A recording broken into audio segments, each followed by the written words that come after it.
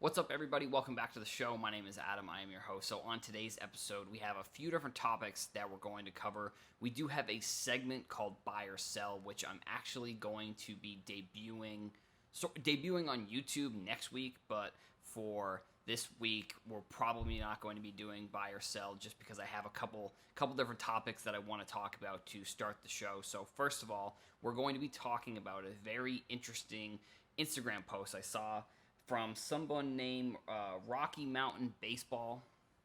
So they essentially were breaking down the difference between the Jason Dominguez first Bowman Chrome PSA 10s versus the first edition PSA 10s. So the points that they made in the post were very interesting, and I'm going to break down some of the numbers for you, and then also kind of give some of my thoughts on where I think this set will go and if they'll do it again, which also, actually, I'll start out. I think they're going to do it again. I think Topps made a decent amount of money from putting out the first editions at the original release back in April. I thought that they were just doing it because they wanted to get a Bowman product out and that they had a bunch of autographs that they had to use that were smudged, because when I was doing some research back in the day, back then they ran into some issues where a lot of people were posting some smudged autographs. So I thought it was a way that they were trying to get rid of some of the smudged autographs by still using them, but not having to put them in the regular Bowman product, which I don't think the regular Bowman product came out in April like it was supposed to. I think it came out a little bit later.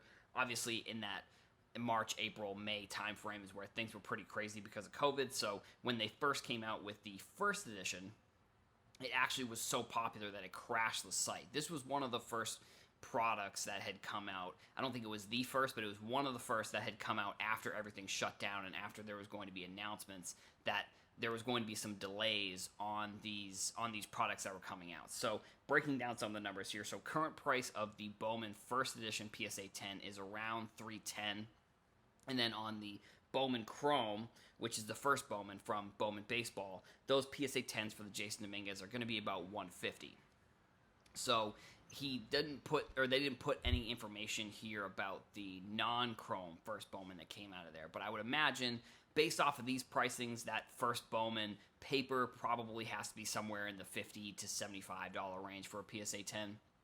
So the pop reports on here, the first edition has 544 PSA 10s, and then the Bowman Chrome has 2,143. So the gem rate, first edition, has 75, and the Bowman Chrome first Bowman has a 58% gem rate. So I'll start from that last number that I just talked about with the gem rate. So I think it probably has a lot to do with the fact that there was probably just obviously less of the first editions that were produced, so that's why you're seeing.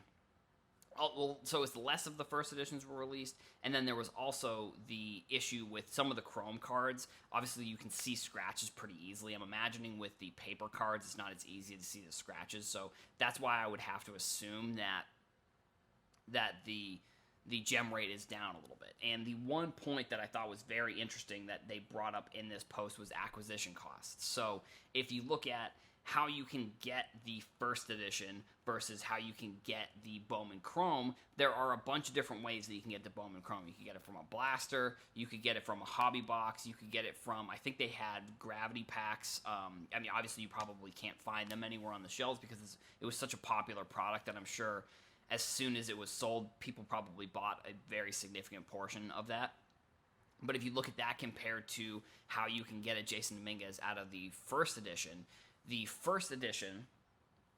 pointed out that the hobby box for the first edition was around $450. So it's about $20 a pack. And if you can find stuff in retail, obviously you're going to do better than you would if you're going to be buying stuff online. Like I was doing a lot of breaks actually with some of the Bowman, and I was still getting the breaks even into May, June-ish for like $30 to $35 for a blaster box break, which is, if you can't find the product, I'm okay paying that much, paying in that range. I think once you get into the $40, $45 range, that's where I kind of lose a little bit of interest, just because I do get obviously I would be worried about the cost of these compared to what you're even going to get. And now, luckily, in a few of the different blasters that I opened, I did get one of the Dominguez Bowman Chrome, so that was really cool. I got some Bowman paper, Jason Dominguez. So you look at it that way, and you look at how people can get these specific cards,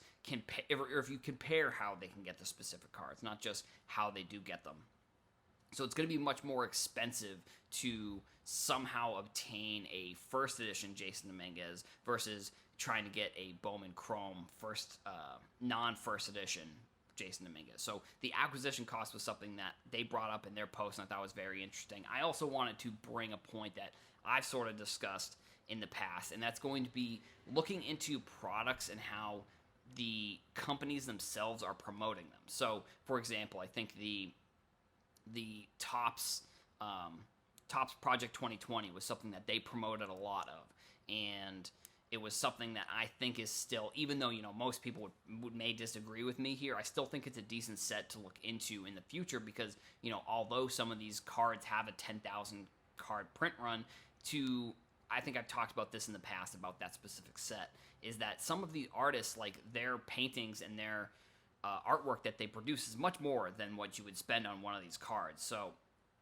I think there's going to be fans of these artists, if they continue to grow and continue to expand their businesses, that they're going to want to get that piece of art, even if it's a baseball card, even though there's 10,000 of them, because yeah, sure, there's not going to be 10,000, maybe 9,000 prints or posters or paintings from these artists, but it is a way that you can get it at a little bit of a cheaper cost. So if you look at how these companies are promoting the products, I think that is another avenue that you should be looking into to see what products the company thinks are important, because the companies ultimately are the ones making the cards. So if they just decide that Optic, for whatever reason, I don't think Panini would ever do this, but if they were just to decide that Optic, they're no longer going to make Optic anymore, or they're only going to include Optic and Chronicles, that's going to be a huge deal, and that's going to affect the market. Now, that's obviously an extreme example, but it's just an example that if you look at these products and you look at what the companies are promoting, that's kind of one of the things that I look into when I am kind of doing a little bit of research. Now, the next thing we're going to get into is the other day, Gary V tweeted about a Michael Jordan card, and I was just pulling up the tweet. If you see me looking over here, I have my computer. I don't exactly have a setup yet, so I have a desk over there, and I have I'm actually just sitting in my room, and I don't really have a setup that's good for kind of doing the podcast and all, or at least the video side. So we're learning here. We're learning together. So Gary V tweets. He said, the days of buying Jordan rookies at PSA 9, PSA 8, and PSA 10 levels are about to be over for the majority. The education of the supply of this card is in full tilt. So essentially what he's saying is that some of these vintage and older cards are just going to be bought up, and they're going to be put into safety deposit boxes. And he has a couple follow-up tweets, and one person kind of made that point, and he said, yes, that's very true. And Kobe was another player that he talked about, and Jordan. And so vintage, I think, is also an interesting term, because some people, like myself, I just use vintage as old. I call old cards vintage, which if you go to PSA's website, vintage is anything from 1970 and older, and then I forget what their second one, but then they have modern, which is, I think it's 1985 to 2016, and then ultra modern is 2016 and forward. So, like I said, I use vintage as more of a general term. I think if you are more specific about what vintage is, the Jordan wouldn't necessarily be a vintage card. It's not. It wouldn't be categorized as vintage, at least from PSA. But so essentially what he's saying is, you could lump all of them in together, but whatever, we'll continue. A lot of these older cards, they just don't have high print runs, they don't have high populations of PSA 10s, and even PSA 9s and PSA 8s, some of the older cards. You saw it, the Wayne Gretzky PSA 10 O-Pee-Chee sold for $1.2 million. That card, there's only 2 PSA 10s in existence of that card. And then you look at the Topps, and there's only 2 of those, and that one sold for around 700,000. So what essentially Gary is saying is that either you should be buying more vintage and holding on to it, which is something that I have said that I think is a very good strategy, like flipping modern stuff to make money and then putting it into investments. Because, I don't think Shaq and Kobe are vintage, but like I think they're in the same sort of category where they were such superstars when they were at their peaks that I think if you look at their cards, they're going to be in that same sort of conversation. Now, they have a lot more they're going to have a lot more population too. That's kind of the other thing, because they were in that peak moment for sports cards in the 90s where all these companies were making cards, and all the companies were printing millions of cards every year, and it was just crazy. So Kobe and Shaq I would also put into that kind of conversation, but I would be looking for lower population, because something that I've talked about I'll use Kobe and Shaq as an example. Something I've talked about with their cards, with there being so many of them, is you want to look into at least this is my opinion, and we'll see how this goes in the future, but you want to look into the sets and the brands that are around nowadays. So that's why I like Topps and Upper Deck for the Shaq, and then Topps for the Kobe, but I also like the Topps Shaq as well. So you want to look into those sets, because at least I think that the name brand and the brand that's still around today, I think is going to be easier for people to understand, where if they're looking at like a Fleer card or any of the other, I guess Beam Team Stadium Club is another one that I think is kind of interesting. But like if you look at any of the brands that were around back then that aren't around now, I think people are going to look at that and they're going to be confused, because they're not gonna understand why the Topps one is so much more than one of these other brands that isn't around anymore. And he even talks about on Twitter, so Gary talked about on Twitter, where people have reached out to him privately and said that they're buying up a lot of this vintage stuff and they're not talking about it publicly, which, I'm going to take him at his word that that's obviously true. I think it was inevitable as modern continues to increase in every single set, increase in population, increase in print run. I think it was inevitable that something like this was going to happen, where you're going to see probably less and less cards sell, because we did see a PSA 10 Jordan actually break the record, sell through Golden Auction, and sold for over $222,000, breaking the previous record. And that's where I think, I'm not sure, because I think before, like roughly, I've heard House of Jordans talk about this, and they said that they would roughly see between, I think, 3 to 5 Jordans sell every month, and I think we're going to start to see that number go down, and even maybe the PSA 9s and PSA 8s, I think we're going to start to see go down as well, just because, like Gary said, and like something that I think is that people are buying these cards, and they are more buying them as long-term investments and not as flipping opportunities. And people are just going to buy them, and they're not even going to sell them in the next 5 years. They're going to be waiting 10, 15 years to sell some of these cards. And people are going to buy them. We're just never going to see that card sell really in the future, or at least in the near future. We're not going to see people buying, because if you look at the Jordan last year around this time was probably about $40,000 now. The Jordan documentary also had a pretty significant portion of had a significant reason for the change in that price and why it did go up a little bit. But still, I think that card eventually is, I don't know, I don't see why it can't be $1 million. Like, that's sort of crazy to say. Maybe a more realistic number is going to be in the $700,000-$800,000 range, because like I said, there is 300 of them. So it's not like the Wayne Gretzky card where there's only one, which is why I think that the Wayne Gretzky card actually was a phenomenal deal, because if you're comparing it to the Jordan card, there is only, there's less than 1% of the PSA 10 OPGs compared to the 86 Fleer Jordans. So I think looking at those numbers and comparing them, that's why I saw that the Gretzky card actually is such a way better deal than maybe buying one of these Jordan cards. But obviously, if you have the chance to sell a card for $1 million, how can you say no? It's probably pretty tough. So heading into the next topic, we've got 2 more topics here. One is going to be something that I was sort of wrong about, and it kind of ties into the Star Stock contest, which has ended, which I think I got.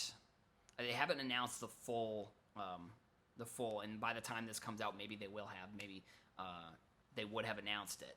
But I was buying a lot before the season, and if you look at the charts, like I've looked at the Baker Mayfield, and you look at like a Lamar Jackson, I think there's so much oddity in football that I think it's become something that I don't really want to. I probably won't be spending any more money in football, at least for the time being. I may change that opinion in the future, like if I want to buy like a Brady or something. But I just think there's so much volatility at that quarterback position. And I think one of the predictions that I had going into this year was that the wide receivers and running backs were going to close the gap between the pricing, just the pricing gap that they had between them. Because if you talk about football, quarterbacks are what run the market.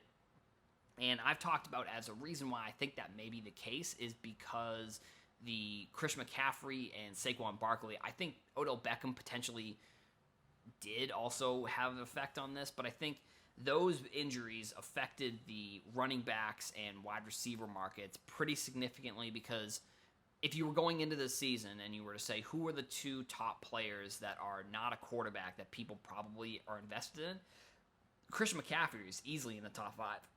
And I would say Saquon Barkley probably top 10, if not top 5. So those injuries, I think, definitely affected the pricing of the running back wide receiver market and why it really didn't go up. So here's essentially why I think maybe I was looking at the sport a little bit differently than you should, because just the way that the sport is run. Obviously, you have 52 players on each team. You have one quarterback on the field at a time when they're on offense, and then that's half of the game. So about 30 minutes of the game, depending on, whatever. It'll be 30 minutes. We'll say it's cut in half and half. So you have the quarterback who's touching the ball every single play. Is getting the close-up shots on touchdowns, like to show their celebration. Touching the ball, I think, on every single play is a big deal, and I think the fact that they're, like, wearing helmets and it's hard to know what player is what, and I don't necessarily think that, like, people don't know the players. Like, people obviously know the players, but I think subconsciously people just know quarterbacks more because they have the ball every play. They're on TV probably the most. They're the most important player on the team, and I just think from that standpoint, that's why maybe I was thinking of it, and I was saying, well, someone wanting to invest in football or buy football cards, I've used this example. If they want to buy Mahomes, they don't have the money to spend on Mahomes, that they'll want to buy a Tyreek Hill or a Travis Kelce, and that may not necessarily be as accurate. I think in the current state of where football is right now, I do think that those, and maybe it's a vintage thing. Maybe it's a Jerry Rice, or it's a Barry Sanders, or it's a Deion Sanders, or it's a Jim Brown. Maybe those prices compared to quarterbacks start to become closer than the current players in the league. And I think that was just one thing that I was wrong about. And going into the playoffs, I stated this whole kind of piece of the episode saying that I was wrong about the NFL, but here's what I think is going to happen for the playoffs. I think that we're going to see the players who are in the playoffs. I think we're going to see probably some steadiness in their cards, maybe a little bit of an increase. I think we saw that last year with Patrick Mahomes, because then right after the Super Bowl, those cards did go down. Now, also, that was in a weird time where sports cards weren't where they are now. So I think that's a significant point to talk about. But I think what's going to happen is that the rookies from this year are either going to kind of stay kind of pat, at least until after the Super Bowl, or they're going to go down. I don't see any of them really going up if they're not playing. Like, that's just kind of another nature of, like, you know who these players are because they're on TV. And if a rookie, like, I do think that a player like a Justin Herbert is probably going to be in the news maybe a little bit more than, maybe a player like Tua, because I think the Justin Herbert is going to be getting a new coach, so that's going to be talked about. I think you're going to see maybe a Herbert increase a little bit more than maybe like Hurts may be another example of somebody that I think if you look at quarterbacks that are in a position where they may be in the news, that may be an opportunity. And I think people already like Hurts, so I don't see that as really any type of crazy increase. I would say once they figure out what they're going to do with Carson Wentz, whether that's trade him, whether that's cut him, which I don't think they would because they're going to owe him $20 million because he signed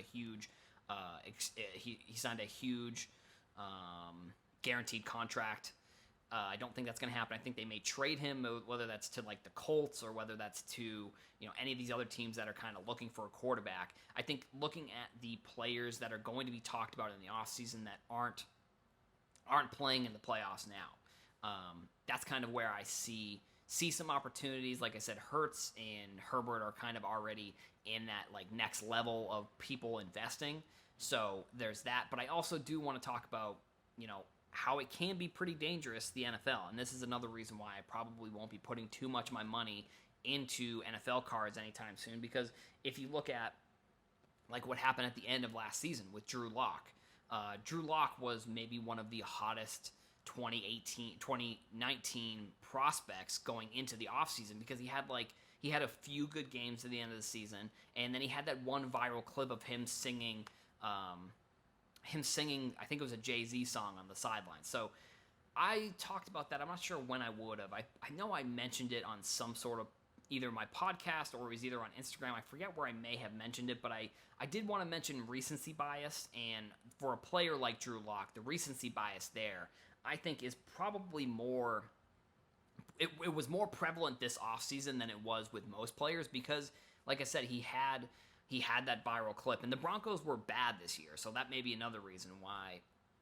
Drew Lock's cards kind of went down after the start of the season. But I think you also look at, like, the dangers of a Lamar Jackson, where his cards in the offseason were like $1,500 for a PSA 10, and that's obviously gone down pretty significantly. And he didn't even he's in the playoffs. Like, he played pretty well this year. So, like, it can be dangerous where if the player isn't at that MVP type level, this is maybe one of the first times that I think I've seen one of these cards do that, where Lamar Jackson, like, he had a fine season.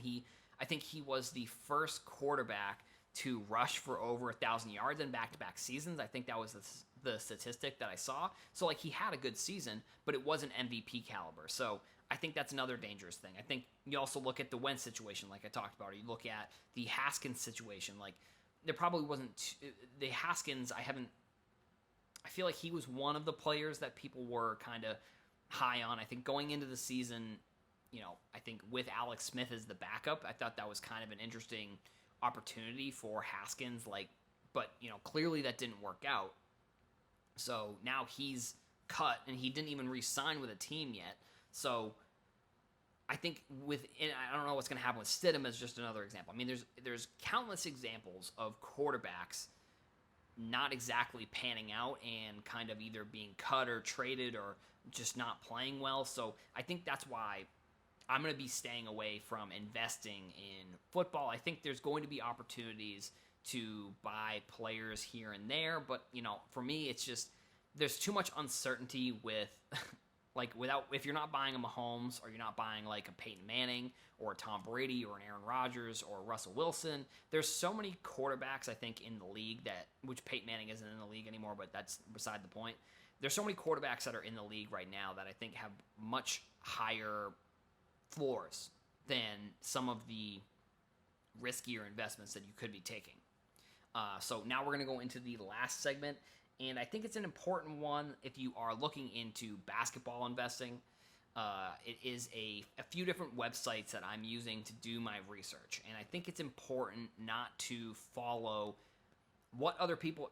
Basketball, I think, is very important not to follow what other people are saying about players, like following ESPN rankings or following someone on TikTok or Instagram that says they have this undervalued opportunity, this guy who's really good. I just don't think that is really a smart way to go about it if you're buying. I think just listening to other people,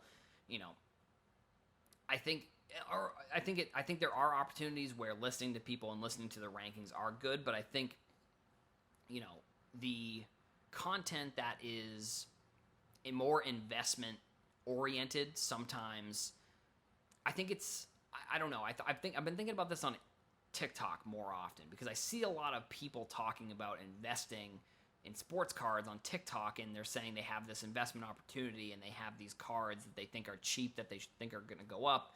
And I think that can be dangerous to fall into the rabbit hole where that's the type of content that you're kind of focusing on, because I do think that if you are taking the time and you're putting together a ton of research, like I've said in the past, just because a guy is cheap doesn't necessarily mean they're undervalued. And I think as we go more and more into this season and going forward in the seasons, I think finding undervalued guys is actually going to be a lot cheaper, because the notion of a sleeper, I don't think really exists the same way that it used to.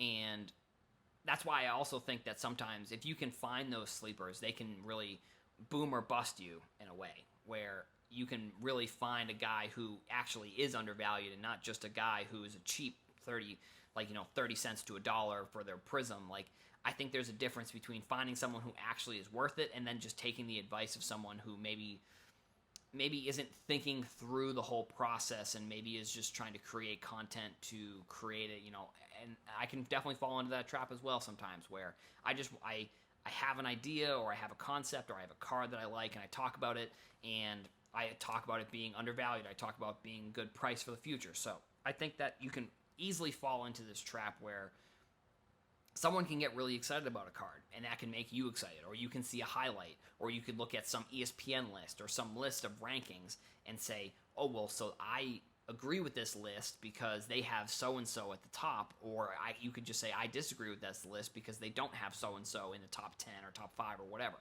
So I think you should be looking. Here are a couple tips that I think you should be looking at for if you were trying to do some investing in basketball. So it's going to be Pop Report, obviously number one. Going to PSA or BGS. I just use PSA because there's more data on the cards themselves. So typically, and there's more sales as well, so it's easier kind of to price out the cards. So I'll use the PSA Pop Report, and you want to search the rookie card. Now, if you're looking for 2018 and 2019, it can get a little bit tough because the website has issues loading sometimes with PSA, and I'm not 100% sure if I'm hoping that they're going to invest in some tech to make it so, or even, I don't know, start like a different site where they can put this information for those two cards where the site loads faster, because there's been some times where I've been wanting to pull that information and it's literally been like 20-30 minutes and it still is doing the circle, and I'm just going to give up, and I'll ask someone and see if they know for sure what it would be. So the other websites I like using, and I know this is kind of counterintuitive to what I just said, but Instagram and Twitter. I think doing research and finding guys that are cheap, like I said, and doing your own research. So that's the thing. That's kind of the resource I want to talk about here with Instagram and Twitter. It's not necessarily finding a card that someone's talking about and then going and buying it. It's finding maybe a card that people are talking about, looking at the comments, looking at what other people are saying about that player, and adding that to your, if you have like a scale of where you say this is a good investment or a bad investment, adding those data points into kind of the research that you're doing, because I think the perception of a player does matter. And I think if you are buying somebody that, like, if someone posts about this card and you see 100 comments that are just like, no, that guy stinks, like all this stuff, like maybe keep that in the back of your mind when you're doing research. I don't even necessarily think that if everybody is saying the person is bad, I don't know, I fall into this category sometimes where if I have an opinion and literally every single person agrees with me or disagrees with me, I actually think that my opinion it almost strengthens my belief in the opinion sometimes. I don't know what it is. Maybe it's because it's me versus them, and I want to be right and I want them to be wrong. I don't know what it is exactly. So using Instagram, Twitter, I think are good resources, but don't use them as your only resource. I think that's one of the big things that I wanted to point out here. So the other two websites that I use actually for basketball specifically, for baseball, I don't really, you could use Baseball Reference, which Basketball Reference is one of the first websites that I'm using. And they have so much information on there. They have so much data on every season, on every player. You can go through a player's career. You can go through the best players from that season. I also use ESPN's scoring lists as one of the rankings as well. And then daily scoring for ESPN I think is important too. So those types of websites like the ESPN but not the ESPN list. That's kind of the caveat there. I wouldn't use ESPN lists like a list that they're putting on their website or a list that they're putting out on Twitter, because sometimes I think that those lists can be biased towards trying to get people to click on the article. So that's why I don't necessarily agree with those types of lists when it comes to investments or cards that you may want to buy. The other website I just found recently is called #basketball, and it's more of an advanced statistic website. So the person that they put it together, they don't have the statistics themselves, but they have like a ranking of the statistics, and they have all the statistics go in like an order, and then there's like a total statistics at the end that if you click by there, it shows overall who's playing the best based on when you add up all the rankings of the statistics that the person that put together the website has. So those are some great websites that I like using if I'm doing research, and that I definitely suggest if you're looking to do research. So that's all I've got for today's episode. I want to thank you all for listening. Make sure you go follow on Twitter, TikTok, Instagram, YouTube, Reddit, all those places. Make sure you go like the video if you're watching on YouTube, subscribe if you're finding us for the first time. Thank you all for listening and watching, and I'll see you in the next episode.